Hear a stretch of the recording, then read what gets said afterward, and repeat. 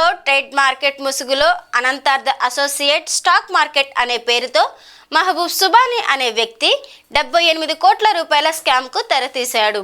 స్థానిక ముసునూరు మర్రిచెట్టు గిరిజన కాలనీలో షేర్ మార్కెట్ ఆఫీసును స్థాపించి 4 సంవత్సరాల నుంచి ఈ స్కామ్ను పాల్పడుతున్నాడని సమాచారం. డిపాజిట్లు చేసిన వారిలో అత్యధికులు స్థానిక పోలీసులే ఉండడం గమనార్హం. ఈ స్కామ్లో స్థానికంగా పోలీసులు విధులు నిర్వహిస్తున్న అయోధ్య రాధాకృష్ణ కీలక పాత్ర పోషించారు.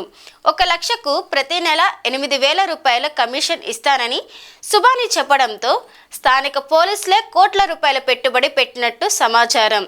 ఒక్కసారిగా మెహబూబ్ సుబానీ చేతులెత్తేయడంతో లబోదిబో అంటున్న బాధితులు. అదే సుబానీ అతను షేర్ మార్కెట్ పెట్టాడు, మమ్మల్ని ఇట్లా చేసి కట్టించి మోసం చేసేసాడు. డబ్బులు సరిగా ఇవ్వట్లేదు. అమౌంట్ మొత్తం 31 దాకా కట్టుకున్నాడు మా పై. అది విషయం. 30 అంటే ఇంట్రెస్ట్ అన్ని వచ్చి ఉంటుంది కదా, అది ఎంత మాకు తెలీదు. మొత్తం 31 లక్ష వాళ్ళ ఫ్రెండ్స్ ద్వారా వాళ్ళ ద్వారా కూడా అదే మాట చెప్పాను. ఎవరు కట్టించారండి? ఎవరు? మా అబ్బాయి నేరుగా డైరెక్ట్ గా ఇదిగా వేసి కట్టింది. డైరెక్ట్ ఇదిగా కట్టాం. ఆఫీస్ మీ ఇంటి పక్కనే ఉన్నారు. మా అబ్బాయి ఆడున్నాడు, మొన్న పట్లకు వచ్చాడు కదా, అప్పుడు కలుసుకొని చేశాడు. ఏం చెప్పాడు అతను మీకు? అంటే ఖర్చు అయిన ఇంట్రెస్ట్ చేస్తా ఉన్నాడు. ఇట్లా మనం ఎంత వస్తుంది? లక్ష అది మనకు తెలియదు సార్. అది ఎంత ఇస్తాడు? ముందు పాప 10 ఉంది, తర్వాత 6, ఇప్పుడు 7 చేశాడు. అట్లా ఇస్తా ఉంటాడు. అది 6,000 ముందు 10,000 ఇస్తున్నాడు. 7,000 6,500 అట్లా.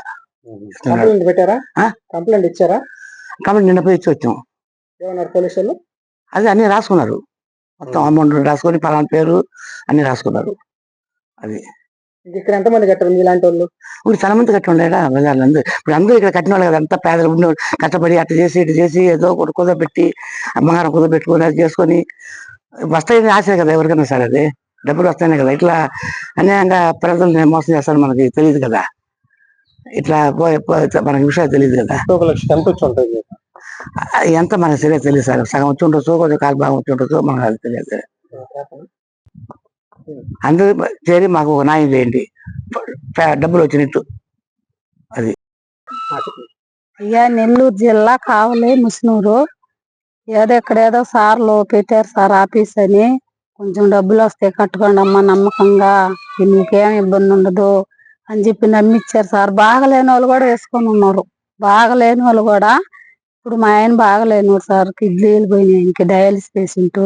నేను ఆడ పని చేసుకుని కొంచెం తెచ్చుకొని వేసుకుంటే అవి వస్తే ఆయనకి పెట్టుకుంటుందా, కొంచెం వస్తున్నాయి నాకు. అట్లా నమ్మిచ్చారు. బాగలేని వాళ్ళు కూడా వేసుకొని దాని మీద బతుకుతుండ్రు. అట్లా నమ్మిచ్చేసి అటు చేసేస్తున్నారు సార్. మా సంఘం మొత్తం వేసేస్తున్నారు, చాలా మంది వేసుకున్నారు సార్. మేము మా 3 ఉన్నాయి సార్ కుటుంబరాలు. 6 లక్షలు వేసుకున్నాం సార్ ముగ్గురు మీద. మా అత్తమ్మ, నేను, మా మరిది. అట్లా నమ్మిచ్చారు సార్. ఫస్ట్ లో ఏం రాలేదు సార్, కొంచెం 2 సార్లు వచ్చాయి, ఇంకా ఆగిపోయినాయి సార్. సార్లు వాళ్ళే సార్, అక్కడ వచ్చి ఆఫీసు కట్టి నమ్మిచ్చారు బాగా.